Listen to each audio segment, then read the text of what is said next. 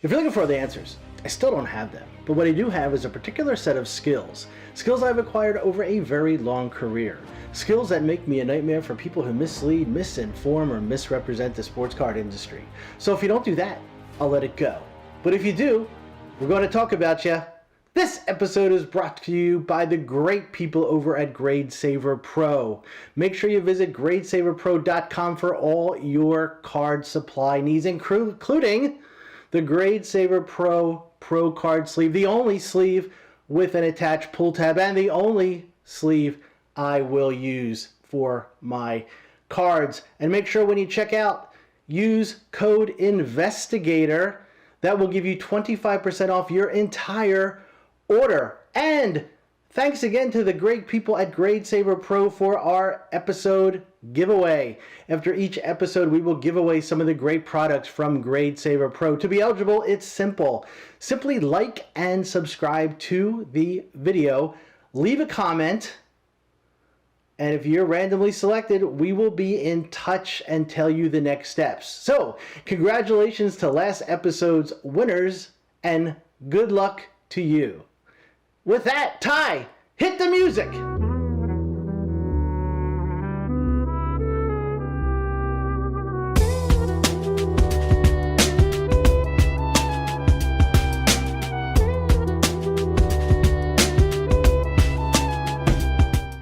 Welcome back to another episode of the Sports Card Investigator Show. My name is Andy. I am the aforementioned Sports Card Investigator, and welcome to another episode. So, to paraphrase a quote from the great Mark Twain, the death of sports card flipping has been greatly exaggerated.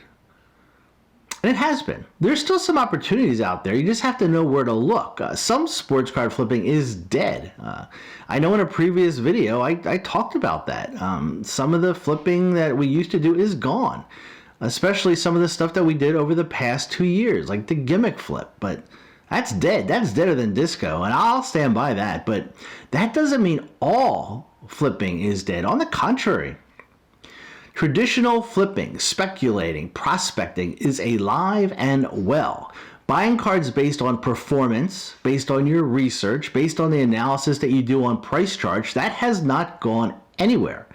And there is still an opportunity to buy cards and sell cards for a profit. It is not as easy as it was. Nothing ever will be, and it should not be.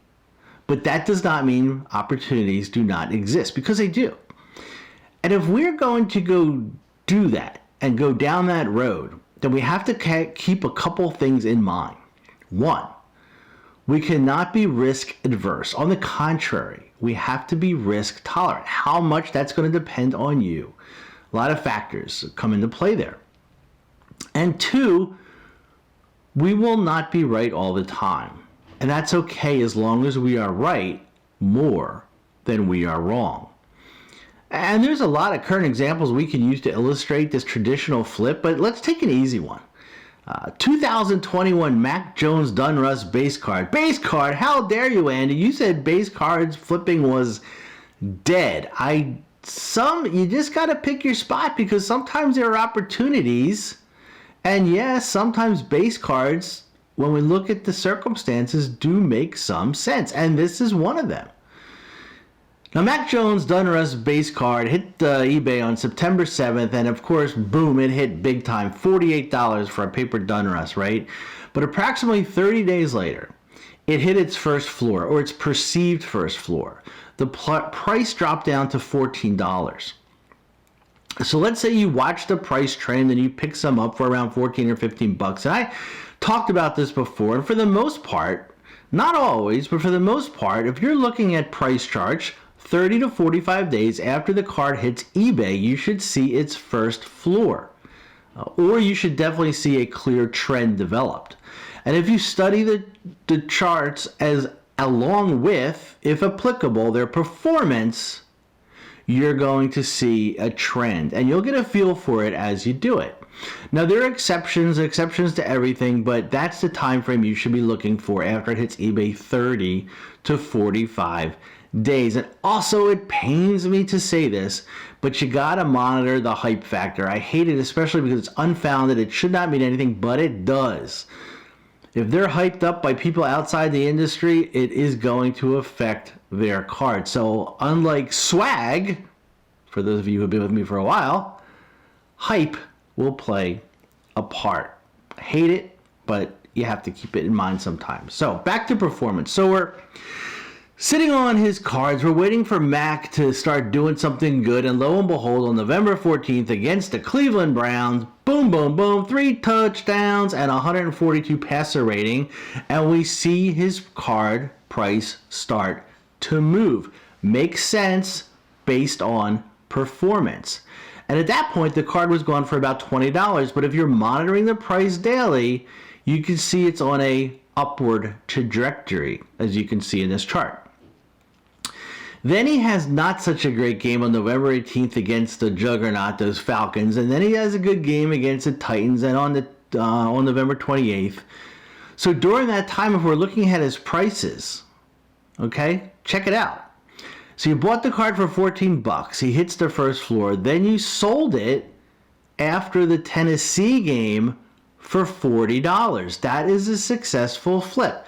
2.7, 2.8 times your money. But the key is knowing when to unload the card, when the profit margin is acceptable to you. And if I could 2.5 or 3x my money on a $15 card, I'm happy. I'm happy.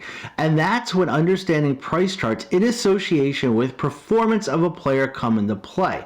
Now we can get into the weeds on passer rating, his opponents, not to mention his no-throw game against the Bills, his awful game against the Colts, and then his horrible rematch against the Bills. Therefore, it's important to look at the totality of the information.